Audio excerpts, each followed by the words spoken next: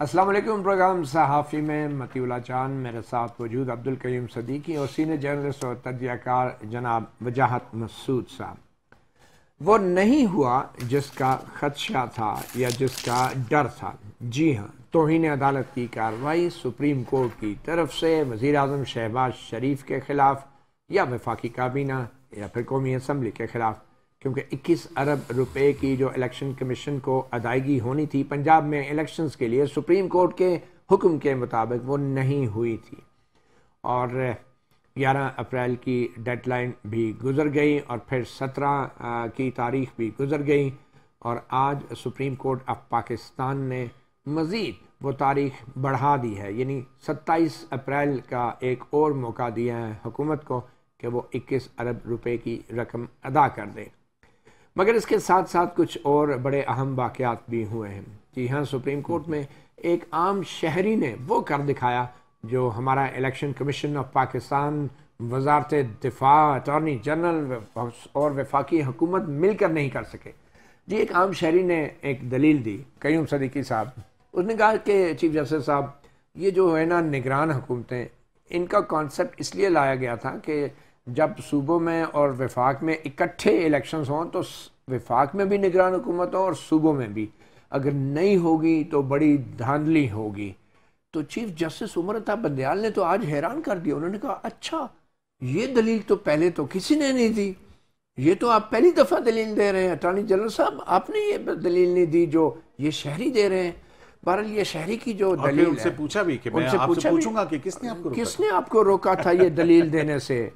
तो ये जो शहरी की दलील है कयूम सदीकी साहब, ये वजारत दिफा की खुफिया ब्रीफिंग से भी बड़ी कारगर साबित हुई और खुफिया ब्रीफिंग के भी आज कंफर्म कर दिया, तस्दीक कर दिया चीफ जस्टिस उमर अता बंदयाल ने कि हाँ हुई है। DGISI, DGMO और सेक्रेटरी दिफा ने खुफिया ब्रीफिंग दी, मगर उस ब्रीफिंग का तज़किरा इस तहरीरी हुक्म में आज के नहीं किया गया। सिर्फ इतना कहा गया कि वजारत दिफा ने जो प्रेजेंटेशन दी थी वो काबिल कबूल नहीं है और उसको भी डिस्पोज ऑफ कर दिया, मुस्तरद कर दिया। करीम सदीकी साहब, मुझे ये बताएं, क्या सुप्रीम कोर्ट 14 मई की अपनी तारीख से बज़ाहिर तो पीछे नहीं हटी, मगर ये जो एक शहरी की दरख्वास्त पे सियासतदानों को तलब कर लिया है और के मुज़ाकरात करें, तो सुप्रीम कोर्ट कोई लचक का मुजाहरा कर रही है? क्योंकि तौहीन अदालत की कार्रवाई तो बहरहाल नहीं हुई जिसकी बहुत से लोग उम्मीदें लगा के बैठे थे। तो कैसे देखते हैं आप, सुप्रीम कोर्ट ने बैक ट्रैक किया है या एडवांस किया है? अच्छा, एक तो दूसरी बात जो है ना, वो आप रवानी में कहना भूल गए कि वो जो सिक्योरिटी हवाले से इन कैमरा ब्रीफिंग देने की बात थी वो भी वफाकी हुकूमत ने की थी, जो कि PTI की मुखालफत पर अटॉर्नी जनरल ने ही कहा था और चीफ जस्टिस ऑफ पाकिस्तान ने फिर उसके बाद उस पर गौर नहीं किया था। उन्होंने कहा नहीं और ऑर्डर पास कर दिया था। ठीक हो गया। तो लिहाजा ये दोनों चीजें, ये पहले भी निगरान सेटअप होगा तो क्या होगा, ये भी दलील थी अटॉर्नी जनरल की और ये भी थी। लेकिन चीफ जस्टिस क्यों कह रहे हैं कि ये तो पहली दफा दलील आई है? आपके ख्याल में ये क्यों कह रहे हैं? वो मौलाना, आपको एक हम मौलाना कह गया, माज़रत आपके मतीउल्लाह जान, कोई बात नहीं, माफ किया। मतीउल्लाह जान, क्योंकि वजाहत मसूद साहब हमारे सामने ना, तो ये हमें जब आपस में गुफ्तगू करते हैं तो ये मौलाना से शुरू करते हैं। अच्छा। लफ्ज़ फिक्रा, तो आज क्योंकि वो यहाँ मौजूद है। ये आप एहतरामन कहते हैं या तंजन कहते हैं? ये वजाहत मसूद साहब इसकी गवाही देंगे। लेकिन मती भाई, सहाफी को पढ़ा लिखा आदमी समझा जाता था तो एहतराम से मौलाना कहा जाता था। जी, इससे आगे नहीं जाते। जी ठीक है। तो जो अपने हमारे नवाबजादा नसरुल्लाह खान साहब का एक बहुत अच्छा शेर मुझे इस मौके के ऊपर, जो चीफ जस्टिस ऑफ पाकिस्तान ने पोस्चर लिया है आज की समात में, वो अगर आप इजाजत दें तो मैं आपको आपके लिए गोशगुजार करूं। बिल्कुल बिल्कुल। जनाब, वो कहते थे कि दामन पे कोई छींट ना खंजर पे कोई दाग, तुम कत्ल करो हो के करामात करो। क्या बात। तो जनाब ये आज ये चीफ जस्टिस पाकिस्तान की नजर है मेरा ये शेर। अच्छा अच्छा। तो ये जो तजाहिल आरफाना है आज चीफ जस्टिस पाकिस्तान की तरफ से, जिस मीटिंग का इन दोनों ऑर्डर्स के अंदर जिक्र नहीं है, शायद ये उसी का ही शख्स है। अच्छा, मतलब वज़ारत दफ़ा की बजाय दरखास्त मुस्तरद कर दी, लेकिन वही बात जब शहरी ने की तो उसको तस्लीम कर लिया कि भाई कम से कम सुने तो सही हमें कि भाई हमारी भी इज्जत रह जाए और आपका भी काम हो जाए। उसकी वजह ये थी ना कि शहरी ने तो नई दरख्वास्त डाली है पॉलिश करके, नई करके, जबकि वज़ारत दफ़ा तो पुराना है जिसमें फैसला हो चुका है। अब वो फैसला लेना तो बड़ा मुश्किल होता है। अब मतीउल्लाह जान साहब एक और भी, अब आप आ जाए ना कि लीगल जो है उस साइड के ऊपर, ये 4 अप्रैल का ऑर्डर है, ये एक ऑर्डर है, अभी इसकी डिटेल रीजनिंग नहीं आई तफसीली। और जब डिटेल रीजनिंग अभी नहीं आई है, ना आप रिव्यू दाखिल कर सकते, ना कोई अफेक्टेड पार्टी उसके ऊपर रिव्यू अभी तक दाखिल कर सकती है, और उसके भी अभी 4 अप्रैल है तो 30 दिन के अंदर ये भी नहीं पता उस पर अपील होगी या रिव्यू। लेकिन उसके साथ ही आपने निगरान बेंच भी बना दिया और बजाते खुद उसकी निगरानी भी शुरू कर दी, और चैम्बर के अंदर आप मुसलसल ऑर्डर्स पास करते जा रहे हैं, रिपोर्ट्स आ रही हैं, आप ऑर्डर पास कर रहे थे। अब उसके बाद फिर ये अचानक जो है वो इस मीटिंग के बाद, जो कि डीजी ISI, DGMO और सेक्रेटरी डिफेंस और चीफ जस्टिस पाकिस्तान की 2.25 घंटे तक हुई, जिसका आज चीफ जस्टिस पाकिस्तान ने जुबानी जिक्र किया, जुबानी जिक्र किया, और साथ में ये भी कहा कि फिर मैंने आखिर में मीटिंग बड़ी प्रेजेंटेशन बहुत खूबसूरत थी, लाजवाल आई हम्बली सेड कि हम ये अब कैसे अब नहीं कैसा फैसला आ गया ना, तो ये है। तो नाज़िर उसके बाद से क्या डेवलपमेंट हुई है? उसके बाद आज का दिन है, और आज के दिन डेवलपमेंट ये हुई है कि वो शहरी आ गया है, ठीक है, और उस शहरी ने जनाब हमारे बड़े प्यारे हैं शाखावर साहब, उनके जरिए से अदालत को आइन ने दरवाजा खटखटाया। अच्छा, एक शहरी जो है ना हाईकोर्ट में मोहम्मद साजिद नाम का है। हाँ, एक शहरी है ये सरदार इकबाल खान, काशिफ खान, सरदार काशिफ खान नाम है। हाँ। ये शहरी बड़े पावरफुल लोग होते हैं। अच्छा, ये शहरी देखें, सिटीजन का देखें, आइन के अंदर अगर एक ताल्लुक है रियासत का, ठीक है, तो वो तो शहरी और रियासत का ताल्लुक है, तो शहरी की अहमियत को आप जो है अंडरमाइन ना करें। नहीं कर सकते। क्या सुप्रीम कोर्ट ने आज तहम्मुल का मुजाहरा किया है, पीछे हटी है या आगे बढ़ी है?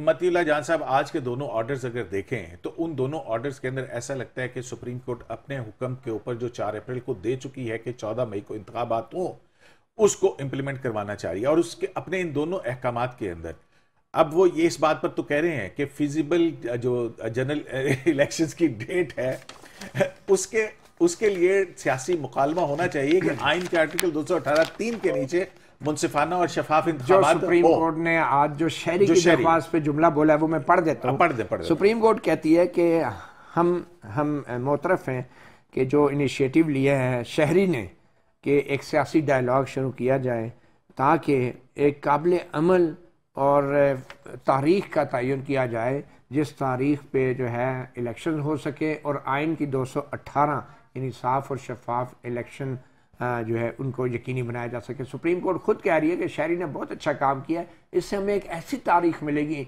जिस पर साफ और शफाफ इलेक्शन होंगे। तो हम एक और शहरी मौजूद हैं, वजाद मसूद साहब शहरी भी हैं और सीनियर शहरी भी हैं और सीनियर सहाफ़ी भी हैं और सीनियर तज्ज़ियाकार भी हैं। तो वजाद मसूद साहब, ये जो सुप्रीम कोर्ट ने एक शहरी की दरख्वास्त पे कहा है कि ये तो बड़ा अच्छा हो गया है, अब हमें एक ऐसी तारीख मिल जाएगी, तो क्या अपनी तारीख को वो मुनासिब नहीं समझ रहे? आपके ख्याल में सुप्रीम कोर्ट पीछे हटी है? 2-3 निकात इसमें हैं भाई मती। एक तो ये कि आपने मुझे शहरी होने का एजाज दे दिया। पाकिस्तान के 22 करोड़ शहरियों की तरह मैं भी शहरी नहीं हूँ। शहरी हर दौर में वो 7-8 ही होते हैं जो सुप्रीम कोर्ट में शहरी के तौर पे पेश होते हैं या किए जाते हैं। शहरी होने का रुतबा सिर्फ उन हस्तियों को हासिल है, हनीफ राही साहब जैसे वो ताहिर साहब होते थे लाहौर में, एमडी ताहिर, इस तरह के जो महमूद अख्तर नकवी, हम इस तरह के शहरी नहीं है, हम रियाया है। मौलवी इकबाल हैदर। दूसरी बात मैं ये अर्ज करना चाह रहा हूँ कि जो तारीख सुप्रीम कोर्ट ने कहा है कि ये शहरी की दरख्वास्त पे आप कोई मुनासिब तारीख आ जाएगी। देखिए ना, अब हुआ क्या है, ये बगैर कहे समझ में आने वाली बात थी ये, और इस पे मोहतरम चीफ जस्टिस की हैरत मुझे हैरत है कि ये बात तो डे 1 से कही जा रही थी कि हजूर पंजाब की और KPK की मिला के निशस्तें जो है वो 200 से ज्यादा हैं और सिंध और बलूचिस्तान की सिर्फ 98 सीटें बनती हैं कौमी असम्बली की। तो आइंदा जब कौमी असम्बली का इंतखाब होगा तो ये 200 से 228 निशस्तों पे तो 5 बरस के लिए हुकूमत बैठी हुई होगी और 98 नशस्तों पे कौमी असम्बली का इंतखाब जो है वो निगरान हुकूमतों में हो रहा होगा। हजूर इससे जो है वो फोर्सिएबल फ्यूचर में हमेशा के लिए दो सूबाई असम्बलियों के इंतखाबात और वक्त पे होंगे और दो पे और में होंगे। और इसके लिए हमने 175A में आर्टिकल के शिक 175A में जो निगरान हुकूमत का तस्वुर दिया है, जिसे मैं जाती तौर पर समझता हूँ कि वो हमारी सियासी क़यादत की की दयानत पे जो है वो अदम एतमाद का निशान है। हमारे आइन में दुनिया के किसी मुल्क में निगरान हुकूमत का ये कॉन्सेप्ट नहीं है, सिवाय सही एक तजुर्बे के जो बांग्लादेश पे हुआ, बिल्कुल। जो बांग्लादेश में किया लेकिन जो गया आप था। बात कह रहे हैं कि ये बात पहले हुई थी कि निगरान हुकूमतें होनी चाहिए वफाक बहुत में, दफे बिल्कुल अटॉर्नी जनरल मगर की चीफ दलील जस्टिस साहब तो ऐसे जाहिर कर रहे हैं जैसे ये बात तो पहली दफा इंकशाफ हुआ उनको, जो बात एक आम शहरी के दिमाग में आ गई वो मौजूद जजों को समझ में नहीं आई थी। तजाहुल आरफाना है। असल में तो उस शहरी का इतना मामला नहीं है जितना उन शहरियों का है जिन्होंने इन कैमरा ब्रीफिंग दी है। अच्छा अच्छा, आप उसको आप वो उनको खुफिया खुफिया ब्रीफिंग वाले शहरी। खुफिया ब्रीफिंग नहीं थी, वो अलानिया थी, अनाउंस थी, वो बता हाँ, के आए हैं। बल्कि शायद उनकी भी करियर में शायद पहली ही दफे ऐसी मुलाकात हो लेकिन उनकी जो बता दरखास्त के। तो मुस्तरद होगी ना मिनिस्ट्री ऑफ डिफेंस की। लेकिन उनकी दरख्वास्त तो दरखास्त बज़ाहिर मुस्तरद हो गई ना। दरखास्त मुस्तरद हुई है, इस्तदा कबूल हो गई है। अच्छा वेल देखिए ना, सेड, इस पिटीशन शहरी की dismiss, bell granted. Well grant. तो ये आप क्या कह रहे हैं कि क्या कोई फेस सेविंग या सेफ पैसेज तलाश किया गया है? सेफ फेसिंग की कोशिश की जा रही है। मैं आपसे अर्ज किए दे रहा हूँ कि सितंबर में, जैसे पिछले नवंबर में जो गुजरा है, तो तब तो एक तैनाती थी ना, तो आने वाले सितंबर में दो सबकदोशियां हैं। हम्म। दो सबकदोशियां हैं, एक 9 को है और एक 16 सितंबर को है। मेरी राय में उससे पहले जो है वो एक दिन के इंतखाब पे भी सियासी जमातों में इत्तेफाक राय इसलिए नहीं हो पाएगा कि पीपल्स पार्टी को तो इसमें कोई खदशा नहीं है, क्योंकि they are not challenging Sindh. मौलाना को इतराज है क्योंकि केपीके में उन्हें चैलेंज का सामना करना पड़ेगा, और मुस्लिम लीग नवाज को एतराज है क्योंकि उन्हें पंजाब में चैलेंज का सामना करना पड़ेगा, और भी कुछ मामलात अभी इस बीच में अच्छा वजाद तय साहब, होने। मुझे ये बताएं कि आपका बतौर एक शहरी और बतौर एक सीनियर सहाफ़ी और तज्ज़ियाकार आपने क्या तासुर लिया है कि सुप्रीम कोर्ट ने, हम ये कह सकते हैं कि आज कोई खुदा न खास्ता यू टर्न ले लिया है? हाकुम बदहन, आप तो बहुत सख्त हो जाते, मैं तो ऐसा नहीं कहूंगा। हमारे पास जो है वो इसके जिम्मन में एक साहब होते थे, जुल्फकार बुखारी साहब। वो मुझसे और आपसे भी बहुत सीनियर साफी थे। उन्होंने मुसावात के बड़े अच्छे, एडिटर जो थे। नहीं सर, वो रेडियो पाकिस्तान के अच्छा। डायरेक्टर जनरल, जी जी जी और वो पाकिस्तान टेलीविजन के भी पहले डायरेक्टर जनरल थे। जी जी, बुखारी उन्होंने साहब बिल्कुल। बहुत अच्छे अल्फाज जो है वो इजाद कर रखे थे। तो अब मैं मिसाल नहीं देना चाहता, मिसाल ज्यादा सख्त हो जाएगी। हम ऐसे कह लेते हैं कि रेस्टोरेंट से काम लिया जा रहा है, तहम्मुल से तहम्मुल काम लिया जाए। और तहम्मुल का ये मजाक। तहम्मुल जो है ये मजबूरन है या ये तहम्मुल जो है बतौर एक ये हिकमत तहम्मुल अमली है या ही अख्तियारी है मती भाई, जितना अब्दुल कादिर पटेल का आज का बयान। चलें जी, ये आपने दुरुस्त बात की। एक छोटी सी ब्रेक लेते हैं, ब्रेक के बाद एक और अहम सवाल कि जब शहरी नई दरख्वास्त दायर करता है तो वो नए बेंच के सामने क्यों नहीं लग सकती? क्या ये दरख्वास्त उसी बेंच के सामने लगनी चाहिए जो बेंच पहले ही फैसला दे चुका है? और अगर वही 3 रुकनी बेंच है तो फिर इस नए शहरी की नए दरख्वास्त के ऊपर वही जज जो हैं वो उसमें क्या कोई मुख्तलिफ फैसला दे सकते हैं? ये हम पूछेंगे अब्दुल करीम सदीकी से एक ब्रेक के बाद।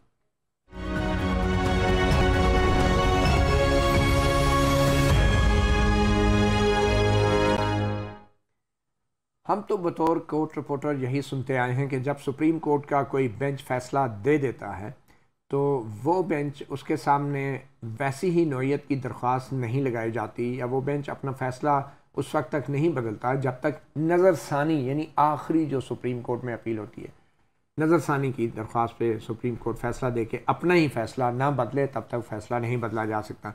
मगर यहाँ कयूम सदीकी साहब, एक नए शहरी ने एक नई दरख्वास्त सो मोटो 1843 के तहत दे दी और उस दरख्वास्त पे नया बेंच बनना चाहिए था असूली तौर पे, क्योंकि दरख्वास्त भी नहीं थी। और अगर मैटर वही था तो फिर उसी बेंच के सामने कैसे वो मैटर रखा जा सकता है? ये कैसे हो सकता है कि अगर 10 सियासतदान मिल के कहें कि चीफ साहब अब 14 मई की जगह इसको आप जो है 14 अगस्त कर दें, तो क्या चीफ जस्टिस जो दूसरे बेंच पे बैठ के फैसला दिया है 14 मई वाला, वो उसको भी चेंज कर देंगे अपने उस फैसले को, इस दरख्वास्त में दलाइल सुन के उस दरख्वास्त में तारीख बदल देंगे। ये कैसे हो सकता है? क्या नया बेंच नहीं बनना चाहिए था या लार्जर बेंच नहीं बनना चाहिए था? देखिए मतीउल्लाह जान साहब, आज तो एक इब्तदाई समाअत थी, अब बात नहीं है कि बेंचेस की जो टोकरी है उसमें से कौन सा नया खरगोश जो है वो कल निकलता है। तो अभी तक तो आपको इसी पे इक्तफा करना पड़ेगा। और फिर पकड़ाई नहीं देते खरगोश पे। और फिर दूसरी बात जो अभी आपने अपने इंट्रो के अंदर कही थी और उसमें हीट ऑफ द मोमेंट के अंदर जो है ना, आप कहा था कि क्या ये एक रिव्यू तो नहीं है। हाँ। मतलब है तो रिव्यू ही, ठीक है ना, लेकिन एक डिफरेंट शक्ल के अंदर। ये सो मोटो रिव्यू है, ये सो मोटो खुद ही ले लिया। अच्छा, अब उसके पीछे क्या वामिल हो सकते हैं? अल्लाह करे कि सेंस प्रिवेल कर रही हो कि हाँ ठीक है कि एक डिवाइडेड सोसाइटी जो है, अगर इस तरह से भी अगर उसमें कोई एक पॉलिटिकल कंसेंसस डेवलप हो जाता है जिससे कि मुल्क आगे तक बढ़े, भी किसी तरीके तो से करना अल्लाह चाहिए करे ना। लेकिन दूसरी पहले बात भी ये गलत कि हो गया। आपने दूसरी बात जो है ना, वो मतलब जान साहब, जब आप खुद अपनी गलती का एतराफ़ करते हैं ना, तो वो उसमें बड़ापन जाहिर नहीं होता तो बर्मला करें फिर गलती का एतराफ़। ये क्या तरीका है कि इधर से आ गई तो इसको इंज कर दो, तो कहें जी गलत हुआ, हम रिव्यू कर रहे हैं। अच्छा, अब ये तो मत कहना ये गलती का एतराफ़ नहीं है। तो रिव्यू आया कोई नहीं आया ना, और रिव्यू आए कैसे? तो फिर अब इसमें कैसे तब्दील हो जाएगी? इसमें तारीख कैसे तब्दील हो सकती है, ये बताएं। देखें, अच्छा दूसरी बात जो है ना, वो बेंचेस की, यही बेंच क्यों, अब देखें कि ये एक बड़ा तयशुदा असूल है कि कुछ जज साहिबान जो हैं वो फौजदारी मुकदमात के बहुत माहिर होते हैं, कुछ जो हैं वो आइनी मुकदमात के बहुत माहिर होते हैं, और इलेक्शन के मुकदमात, और कुछ जो हैं वो दीवानी मुकदमात के बहुत माहिर होते हैं। तो कुछ जज साहिबान जो हैं जो सियासी मामलात के बहुत माहिर होते हैं, सियासी मुकदमात। तो जो ये मेरा ख्याल एक फोटे बन गया है। आप शुरू हो जाएं, अगर मैं मुकदमात गिनना शुरू करूं पाकिस्तान तहरीक इंसाफ की आने वाली दरखास्तों के ऊपर तश्कील पाने वाले बेंचेस की, कुछ तहरीक इंसाफ के माहिर हो जाते हैं, तो आपको जो है वो सारी चीज़ें आया होके आपके सामने आकर खड़ी हो जाएंगी। बेशक कि वो जो शक्ल बनेगी वो मुझे पसंद हो या ना हो, लेकिन ये एक हकीकत है। तो देखते हैं कि कल क्या होता है, क्योंकि पूरे मुल्क की तमाम 10 बड़ी सियासी जमात को एक तरतीब के साथ जो नोटिस जारी किए गए, मतीउल्लाह जान साहब, उस तरतीब पे भी आप कुर्बान नहीं जाएंगे? बड़ी बात है। आप जरा नोटिस पढ़ें जरा, उसके अंदर सबसे पहला नाम किसका है? तहरीक इंसाफ जी। हाँ जी, तो वो तो पहले ही मान चुके हैं, वो तो दरख्वास्त गुजार भी थे। बट वजाद साहब ये बताएं कि जो काम किसी ज़माने में आर्मी चीफ के कहने या आंख के इशारे पे होता था, वो काम अब चीफ जस्टिस ऑफ पाकिस्तान बुलाएंगे सारी पार्टियों को कि बैठ जाएं और तय करें अपना मामला। ये आप क्या सुप्रीम कोर्ट का ये रोल है, और क्या चीफ जस्टिस के इस अपॉर्चुनिटी जो दी जा रही है उनकी तरफ से, क्या सियासतदान इसका फ़ायदा उठाएंगे, और ये कितने जल्दी ये मामला तय हो सकता है? सर, मैं बहुत एहतराम से अर्ज करूँ कि ये सुप्रीम कोर्ट का मनसब नहीं है। सुप्रीम कोर्ट का, एपिक्स कोर्ट का मनसब जो है वो ये देखना है कि जो पार्लियामेंट की कानून साजी हो रही है वो दस्तूर के एम्बिट में है, या जहां जरूरत पेश आए आइन की किसी शिक की जो है वो तशरीह क्या है उसको इंटरप्रेट करना। ये पंचायती जो निज़ाम है कि आप मिल बैठे और आपस में बैठ के बात करें, सियासतदान मिल बैठते भी हैं, सियासत नाम ही एंगेजमेंट का है और इख्तिलाफी नुक्ता नजर को जो है वो अकोमोडेट करने का है, लेकिन ये मनसब जो है इस सियासी अमल में जो फाल लोग हैं उनका है। ये अदलिया के हुक्म पे अगर हो तो मैं समझूंगा कि ये सियासी अमल की भी एहतराम में कमी आती है और अदलिया की तौकीर में भी इससे कमी आती है। मैं इसे मुनासिब नहीं समझता। इमरान खान साहब तो असेंबली में नहीं बैठते अपने मुखालफिन के साथ, तो मुज़ाकरात की मेज पे कैसे किसी ज़माने में तो खान साहब असेंबली पे, पार्लियामेंट पे लानत भी भेजते रहे। एनीवे, क्योंकि साहब एक और बड़ी दिलचस्प बात हुई है, और मुझे बड़ा अजीब लगा जब चीफ जस्टिस ने यह कहा कि अगर सियासी इत्तफाक नहीं होता किसी मामले पे तो तारीख के ऊपर, तो फिर 14 मई का फैसला बरकरार है। यानी 14 मई की जो तारीख है वो तलवार की तरह लटकाई जा रही है, और एक फरीक जो है जो कि तहरीक इंसाफ है वो 14 मई में इंटरेस्टेड है। तो क्या चीफ जस्टिस ये बात जब करते हैं कि 14 मई का फैसला बरकरार है, तो क्या वो तहरीक इंसाफ के पलड़े में अपना वजन डाल रहे हैं मुज़ाकरात के लिए? देखिए इंसाफ का पलड़ा बराबर।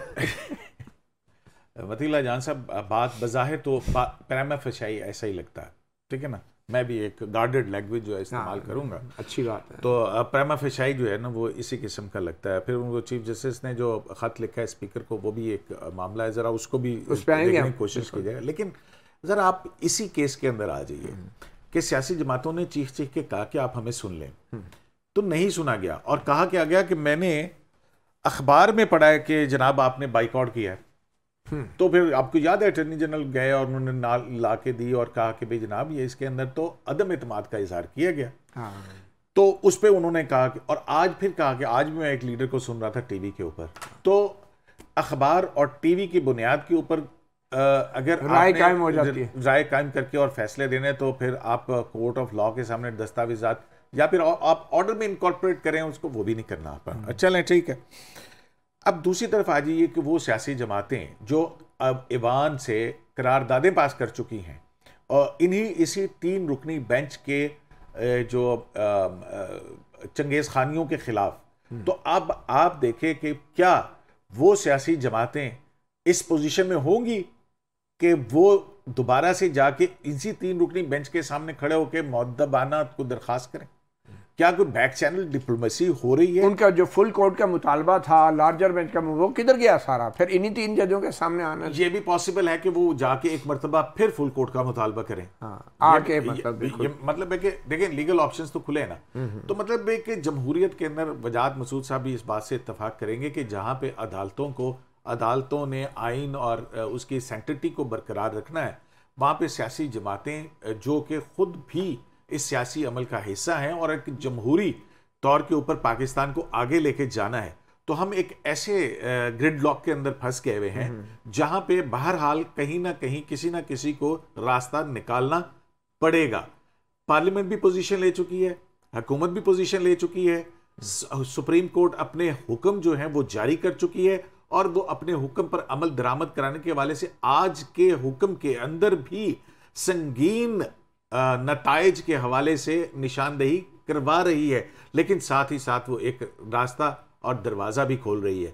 तो शायद कि सैनिटी प्रिवेल, सियासी जमातें अगर जाती हैं, सियासी जमातें सुप्रीम कोर्ट हमारी है, और अगर वहाँ जाके वो फुल कोर्ट की दरख्वास्त करती हैं, तो फिर उसके बाद क्या सूरत हाल बनती और है। ख़ास तौर पर सदीकी साहब, जब पार्लियामेंट ने करारदाद के ज़रिए मुस्तरद किया है 8 जजों के उस फैसले को जिस फैसले में पार्लियामेंट के मंजूर शुदा कानून को मुअत्तल किया गया था, और चीफ जस्टिस उमर साहब बंदयाल ने 2 मई की अब वो तारीख जो है वो रखी गई है। जस्टिस इजाज़ुल हसन की सरबराही में वो 8 रुकनी बेंच चीफ जस्टिस की सरबराही में बना, उन्होंने 2 मई की तारीख रखी है और उस केस में भी तमाम सियासी जमातों को बुलाया गया है। अब मालूम नहीं उस केस में भी सियासी जमातें जाती हैं या नहीं, क्योंकि पार्लियामेंट का कानून मुअत्तल किया गया है और फिर उन जजों में मौजूदा 3 रुकनी बेंच के मौजूद अरकान मौजूद हैं। तो क्या कल सियासी जमातें इन्हीं 3 मौजूद जजों के सामने पेश होंगी या नहीं?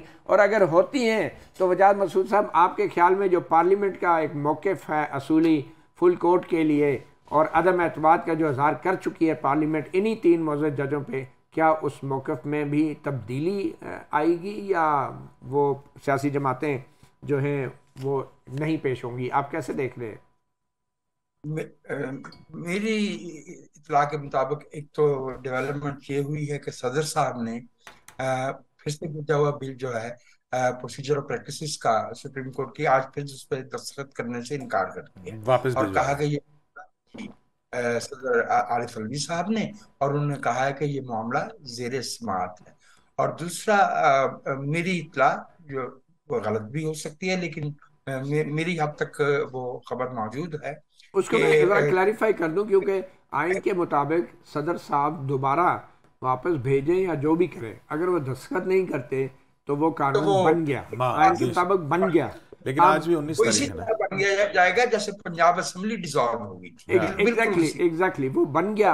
और अब देखना यह है कि क्या जो एक मुजव्जा कानून मुअत्तल हुआ था, वो कानून बनने के बाद क्या उसको दोबारा मुअत्तल करना पड़ेगा, या अब वो फील्ड में आ गया है और वो कानून बनने के बाद अब कल से सू मोटो मामलात में क्या सुप्रीम कोर्ट के अंदर कमेटी तश्कील पा जाएगी, और क्या सुप्रीम कोर्ट के दूसरे कमेटी के जो मेंबर हैं वो बेंच बनाने शुरू करेंगे या नहीं? अब ये एक बहुत संगीन मामला है मेरे ख्याल में, जिसके ऊपर भी बात करना ज़रूरी है। एक छोटी सी ब्रेक लेते हैं, और ब्रेक के बाद जालमो काजी आ रहा है छोटे से वक्फे के बाद।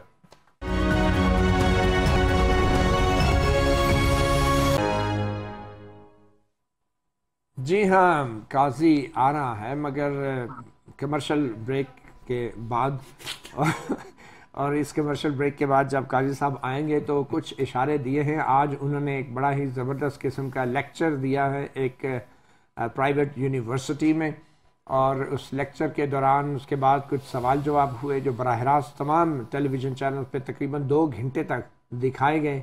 ज़बरदस्त इंटरव्यू था, बहुत सारे सवालों के जवाब जस्टिस काजी फायज ईसा ने इंतहाई दानिशमंदी से देने से इनकार किया और कहा कि ये मामलात मेरे सामने बतौर जज आ सकते हैं। मगर उन्होंने जो भी कहा उसके ऊपर बात करते हैं। पहले वजाहत मसूद साहब, आप इस कमर्शियल ब्रेक से पहले जो है आप कुछ कहना चाहते हैं वो आप बात कर लें, फिर हम काजी साहब की तरफ आते हैं।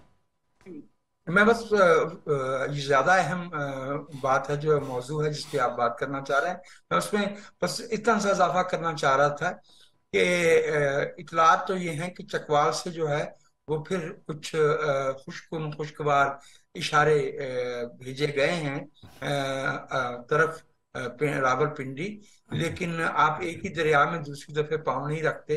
वक्त गुजर जाता है, मौका गुजर जाता है। आज वो हालात नहीं हैं जो अब से 2 महीने पहले थे, ना वो हालात हैं जो अब से 5 महीने पहले नवंबर में। तो इसलिए जो है वो अब मेरे ख्याल में हवाएं जो है वो नए सिरे से, जैसे आप बेंच की नई तश्कील की बात फरमा रहे थे, बिल्कुल उसी तरह से इस मुल्क की सियासी हवा भी जो है अंदरूनी मुल्क और जो बैरूनी मुल्क के हालात जो समत अख्तियार कर रहे हैं उसके मुताबिक ही नए सिरे से तरतीब पाएंगी, मुरतब। अच्छा चलें जी, अब की बार चकवाल की रेवड़ी को भी आजमा लेते हैं। रेवड़ी तो बड़ी मशहूर है चकवाल की। बट एनीवे, कयूम साहब, आज जस्टिस काजी फायज ईसा ने जो इंटरव्यू दी है उसकी मैं क्विकली जो हाईलाइट सी कुछ मैं पढ़ के बता देता हूँ। जस्टिस फायज ईसा ने कहा कि आइन का आर्टिकल 184(3) सुप्रीम कोर्ट को अख्तियार देता है, चीफ जस्टिस को नहीं। ये शिक मजलूमों के लिए और मजदूरों के लिए रखी थी। ये बच्चों की जबरी मशक्क़त को रोकने और ख़वातीन को तालीम से दूर रखने के ख़िलाफ़ कार्रवाई के लिए थी। ऐसे अफराद जिनको वकील तक रसाई नहीं और वो अदालत तक तो पहुंचना दूर की बात, मगर पाकिस्तान में इसका बेदरेग इस्तेमाल किया गया ये सू मोटो के नाम पे। किस चीज़ के लिए? और ये मतलब ये नहीं कहा हुकूमतें गिराने बनाने में मेरे ख्याल में ये कहना चाहते तो बड़े वाज़ेह तौर पे अपने और फिर जस्टिस काजी फायज ईसा ने ये भी कहा कि असखुद नोटिस का अख्तियार सुप्रीम कोर्ट के पास है, ये कहीं नहीं लिखा, ये सिर्फ सीनियर जज या चीफ जस्टिस का अख्तियार है। तो देखें, मुख्तसर आपको सुनाते हैं कि उन्होंने आज के लेक्चर में क्या कहा। मेरी राय ये है कि ये इख्तियार सिर्फ सुप्रीम कोर्ट के पास है। आपने बात की हमारे दोस्तों की, उनकी राय ये है कि सिर्फ चीफ जस्टिस ये इख्तियार इस्तेमाल कर सकता है। मेरा उनसे सवाल तो मैं नहीं करूँगा, मगर मैं एक चीज़, आइन ये नहीं कहता है। अगर आइन कहता है तो मुझे शिक बता दीजिए। आपने दूसरी बात की मास्टर ऑफ द रोल्स, आइन ये नहीं कहता है। अगर कहता है तो मुझे शिक बता दीजिए, तो मेरी इस्लाह भी हो जाएगी और फिर मैं आपके नज़रिए पे भी चल सकूँ। अच्छा, एक और बात उन्होंने जो अहम की, उनसे जब पूछा गया कि सूबों और वफाक में अलग अलग इंतखाबात करवाना क्या वफाक के लिए नुकसानदेह होगा, तो इस पे जस्टिस फायज ईसा ने कहा कि इंतखाबात से मुतल्लिक इस नौइयत का मसला शायद पाकिस्तान की तारीख में पहली मरतबा आया है जिस पर मैं अभी कोई राय नहीं दूंगा, जिसकी वजह यह है कि मैं कोई राय कायम करने से पहले सबको सुनना पसंद करता हूँ। अब वो लग ये रहा है कि शायद वो इंतज़ार कर रहे हैं कि अब जो मामला आया है वफाक और सूबों में एक दिन इंतखाबात का, तो मेरे ख्याल में अगर कोई लार्जर बेंच बनता है तो उसमें बतौर सीनियर तरीन जज काजी फायज ईसा को भी शामिल तो होना चाहिए, या फिर वही 3 जज माशाल्लाह से 3 भी काफ़ी हैं। देखिए मतीउल्ला जान साहब, अब तक जो होता रहा है आपने देखा है कि ये बड़ी ही दिलचस्प सूरत हाल होगी। काजी फायज ईसा ने, अब मेरा ख्याल है कि एहतियात का दामन बहरहाल उन्होंने मलहूज रखा, नहीं छोड़ा कि क्या पता है कि कल को क्या सूरत हाल बनती है। ठीक है, मास्टर ऑफ रोल्स तो नहीं है ठीक है, लेकिन चीफ जस्टिस ऑफ पाकिस्तान तो हैं। और अभी 20 तारीख जो है, आज 19 तारीख है ना, आज 19 तारीख है और कल होनी है 20 तारीख। और कल 20 तारीख गुजरती ही एक लॉ इनेक्ट हो जाना है जो हमारी इतलात के मुताबिक वफाकी हुकूमत उसको गजट नोटिफाई कर देगी। अच्छा, हाँ, 20 और 21 के बीच यही इतलात ये यही है ना इतलात। अच्छा, तो ऐसे ही है। एनीवेज वो भी देखने वाली बात है, सब्जेक्ट टू वेदर है ना फ्लाइट जो भी है। और उसमें अब उससे पहले जो है वो अब सियासी जमातों को नोटिस भी हुए हैं। काजी फैसल साहब का भी एक सवाल जवाब सेशन जो है वो भी एक सिग्निफिकेंट है, क्योंकि आजकल के हालात के अंदर हम ये नहीं कह सकते हैं कि कोई मामूल का शायद कोई लेक्चर था, लेकिन ये वो बातें हैं जो काजी फैसल साहब ना सिर्फ अपने अहकामात के अंदर कहते रहे हैं, चीफ जस्टिस को ख़त लिख कर कहते रहे हैं, और उस अदालत जो 6 जलीलुल क़द्र जज साहिबान के सामने जो आया था मामला, उसके ऊपर भी कहते रहे हैं। और उससे पहले जब चीफ जस्टिस का इख्तियार 5 जज साहिबान ने चीफ जस्टिस नामजद चीफ जस्टिस की सरबराही में चीफ जस्टिस पाकिस्तान को दे दिया था, तो उस वक्त भी उन्होंने यही बात की थी। तो एक 184(3) को रेगुलेट करने के हवाले से और उसको उसके इख्तियार और इस्तेमाल के हवाले से ये कंसिस्टेंट व्यू है। जैसे नहीं, आप मुझे ये बताएं कि अगर गवर्नमेंट और कल या परसों नोटिफिकेशन जारी कर देती, देके भी एक मरतबा फिर कॉन्स्टिट्यूशन को रीराइट किया गया मतीउल्लाह नहीं, वो तो आप कह चुके हैं। बिल्कुल, ये बताएं कि कल अगर हुकूमत नोटिफाई कर देती है, ये जो लॉ है कि 3 जजों की कमेटी बेंचों की तश्कील देगी, सो मोटर नोटिस लेगी, तो क्या हुकूमत का ये नोटिफिकेशन जारी करना, क्या इसको शरारत तस्वर नहीं किया जाएगा? क्योंकि कानून तो मुअत्तल है, लेकिन वो तो मुजव्वज़। पार्लियामेंट ने क्या कहा है? पार्लियामेंट ने 8 रुकनी बेंच के इस जो मुस्तरद कर दिया, आया ही नहीं है। लेकिन एक चीज हवा में नहीं है, उसके हवाले से एक ऑर्डर आ गया है, तो क्या वो एक चीज हवा में थी और वो ऑर्डर जो है वो क्या इम्प्लीमेंटेबल होगा? मतलब ये भी एक सिविल सूट के अंदर तो आपने प्रीएम्प्टिव इंजेक्शन जो है ना वो उसकी तो इस्तेलाह सुनी थी, but it's a constitutional matter और लार्जर बेंचेस, बल्कि फुल कोर्ट के फैसले मौजूद हैं। मतीउल्लाह जान साहब, ये भी तो देखना है ना। तो आप क्या कहते हैं, कमेटी बन जाएगी? तो हुकूमत जो है वो, मेरा ख्याल है कि वो जो उसका मौक़िफ़ है कि लार्जर बेंच का जो फैसला है कि किसी कानून को परखे बगैर ना तो उसको ऊपर हुक्म इम्तना जारी किया जा सकता, ऑपरेशन ऑफ लॉ कमेटी बन जाएगी कल परसों, मेरा ख्याल है। और फिर इसका नतीजा क्या निकलेगा? I don't know. देखें मतीउल्लाह जान साहब, ये बैठ के सोचने और समझने वाली बात है। मैं इसीलिए कह रहा हूँ कि शहरी ने शायद एक नई विंडो जो है वो खोली है, और कल का दिन है, और कल अगर सियासी जमातें जो हैं वो रिस्पेक्ट शो करते हुए बड़े एहतराम के साथ फुल कोर्ट की एक दरख्वास्त फाजिल अदालत के सामने पेश कर देते हैं, तारीख पे इत्तफाक होना हो, फुल कोर्ट पे अगर इत्तफाक हो गया तो चीफ जस्टिस क्या करेंगे? हाँ, तो फिर उसके बाद फिर जो है वो देखेंगे कि फिर आगे क्या बनता है। मुजाहिद मसूद साहब, आपको क्या लग रहा है कि अगर सियासी जमातें जो हैं किस तारीख पे इत्तफाक कर सकती हैं? क्या वो तारीख चीफ जस्टिस की रिटायरमेंट से पहले की होगी या होनी चाहिए, या बाद की होगी या होनी चाहिए? देखिए, अब जितना मामला तो है वो कहना चाहिए कि बेनकाब से हो गए हैं। ये भी अब हमने बहुत कुछ देखा है, धूप छांव देख रखी है इस मुल्क में, कम से कम सदी की तो है ना, जो हमने हमारी नस्ल ने देखी है। तो मेरे ख्याल में 16 सितंबर से पहले पूरे मुल्क में इंतखाब की तारीख जो है वो शायद ना तो काबिल कबूल हो सियासी जमातों को, ना शायद कौमी मुफाद। कब से पहले? 16 सितंबर। ये 16 सितंबर क्या है? इसमें जादू है। इसमें जादू क्या जादू है इसमें? इसमें किसी के कंधों से जो है वो उन रिस्पॉन्सिबिलिटी के हटने का इशारा है। अच्छा, वो किसके कंधों से? आप नाम क्यों नहीं ले पा रहे sir?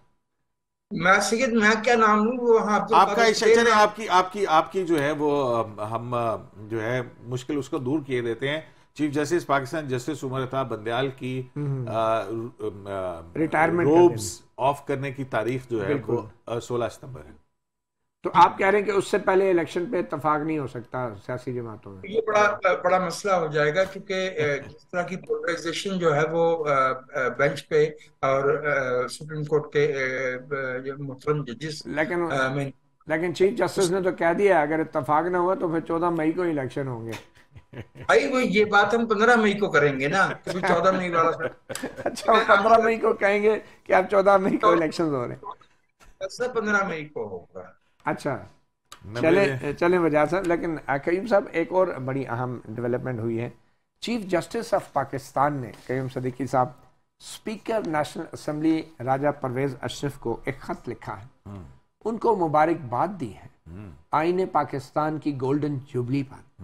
Chief justice Umar Ata Bandial और सुप्रीम कोर्ट के जो 15 मुअज़्ज़ज़ जजेस हैं उनको बाकायदा स्पीकर की तरफ से दावतनामे दिए गए थे, हाई कोर्ट के चीफ जस्टिस साहिबान और सुप्रीम कोर्ट के तमाम चीफ जस्टिस साहिबान को, कि वो आए और पार्लियामेंट में आइन की 50वीं गोल्डन जुबली सालगिरह की तकरीबात में शरीक हों। सवाए जस्टिस काजी फायज़ ईसा के कोई भी उन तकरीबात में शरीक नहीं हुआ था और उन पर काफ़ी शोर उठा कि वो क्यों गए, क्यों बैठे। आज चीफ जस्टिस ने ख़त लिख के एक तो दावतनामे का शुक्रिया अदा किया और फिर अपनी गैर हाज़िरी की वजह बताई, वजाहत की कि वो मसरूफ़ थे, यानी अगर वो मसरूफ़ ना होते तो वो ज़रूर शरीक होते। यानी कि पार्लियामेंट में जाने पर सुप्रीम कोर्ट के जजों के ऊपर अगर कोई एतराज़ है तो वो एतराज़ नहीं हो सकता, क्योंकि चीफ जस्टिस भी लिख रहे हैं कि वो मसरूफियत के बायस नहीं आ सके। तो ये ख़त के अंदर एक जो ख़ास बात चीफ जस्टिस ने कही, वो जो कहते हैं ना कि रहा नहीं जाता, तो ये जो ख़त लिखा गया है ये 10 अप्रैल की तारीख का है, यानी पहले से ख़त लिखा गया है। और जो कानून पार्लियामेंट का मुअत्तल किया गया जो अभी बना भी नहीं था, वो इसके बाद का वाक़या है। मगर इस ख़त के अंदर भी वो लिख रहे हैं कि मैं आपके लिए अच्छी नेक ख्वाहिशात रखता हूँ और पार्लियामेंट के लिए, और उम्मीद करता हूँ कि पार्लियामेंट अच्छे कवानीन बनाएगी और वो कवानीन जो आइन में दिए गए तरीक़ाकार और मयार पे पूरा उतरते हैं। यानी कि ये 10 अप्रैल को वो पहले से ही लिख रहे हैं कि ज़रा आइन के मयार के मुताबिक कानून साजी करें, और बज़ाहिर 10 अप्रैल के इस खत के बाद पार्लियामेंट के बनाए गए उस कानून को बनने से पहले ही मुअत्तल कर दिया गया, जिसमें बेंचों की तश्कील का अख्तियार जो कि सुप्रीम कोर्ट का अख्तियार है और जो चीफ जस्टिस सिर्फ इस्तेमाल कर रहे थे, उस अख्तियार की वजाहत की गई कि अब ये अख्तियार एक 3 रुकनी जजेस की कमेटी इस्तेमाल करेगी। तो कयूम सदीकी साहब, ये गोल्डन जुबली के ऊपर जो जस्टिस काजी फायज़ ईसा ने पार्लियामेंट में जाके शरीक हुए थे, तो उनका फैसले की तौसीक तो खुद चीफ जस्टिस उमर अता बंदयाल ने भी कर दी। जी हाँ, बिल्कुल। और फिर उसके बाद मतीउल्लाह जान साहब, यहाँ पे वो डेविल्स एडवोकेट तो नहीं कहूँगा मैं, लेकिन कह भी सकते हैं कि चीफ जस्टिस जो आप कानून का जिक्र कर रहे हैं ना, तो उसमें जो है वो उससे पहले कानून पास हो चुका था और सदर वापस भिजवा चुके हुए थे, तो लिहाजा पहली दफ़ा भिजवा चुके थे। तो 10 अप्रैल की तारीख को आप इस हवाले से ज़रा आप उसमें शोला अंगेजी मत कीजिए कि शायद कुछ जो प्रीएम्प्टिव इंजंक्शंस की है उसी तरह का कोई प्रीएम्प्टिव हुआ। लेकिन चीफ जस्टिस साहब टीवी पे अखबारों पे नजर तो रखते हैं ना। हाँ, वो तो उन्होंने बरमला इजहार किया है कि पहले अखबार में पढ़ा था, आज भी उन्होंने कहा कि टीवी पे मैंने एक लीडर का बयान देखा, तो वो तो अब पूरी बात करते हैं ना, छुपाते नहीं। हमें उम्मीद है हमारा चैनल भी देखते होंगे, पता नहीं। अच्छा जिस दिन उन्होंने आपका चैनल देख लिया, अच्छा तो फिर वो आपको कहेंगे मतीला। अच्छा वजाद साहब, अब आप वजाद साहब क्विकली ये बताएं कि सियासतदानों का जो इकट्ठ अब सुप्रीम कोर्ट ऑफ पाकिस्तान में हो रहा है, तो इस जरगे का कोई नतीजा निकलेगा या फिर 14 मई को ही इलेक्शन होंगे? मेरे भाई, मेरे राय में इसका नतीजा बरामद नहीं होगा, और ना ये काम जो है ये सुप्रीम कोर्ट के जज साहबान के बैठ के करने का सियासी जमातों के लिए, ना जज साहबान का ये मनसब है। तो फिर होगा क्या? फिर मेरी राय में तो जो होना था वो हो चुका है। जो अल्टीमेट अपनी नतीजा था वो कन्वे किया जा चुका है। तस्वीरें धुलने के लिए भेज दी गई हैं, इन कैमरा हुआ है ना, तो पुराने जमाने में आपको तस्वीरें धुलने के लिए भिजवा दी। आप कह रहे हैं कि ये जो है ना बेसबब ब्रीफिंग नहीं थी गालिब, कुछ तो है जिसकी पर्दादारी है। तो कुछ भी नहीं है जिसकी पर्दादारी है, अब सब सामने है भाई। बहुत शुक्रिया वजाद मसूद साहब, अब्दुल करीम सदीकी साहब। सहाफ़ी की तरफ से इतना ही, इजाज़त दीजिए, अल्लाह हाफ़िज़।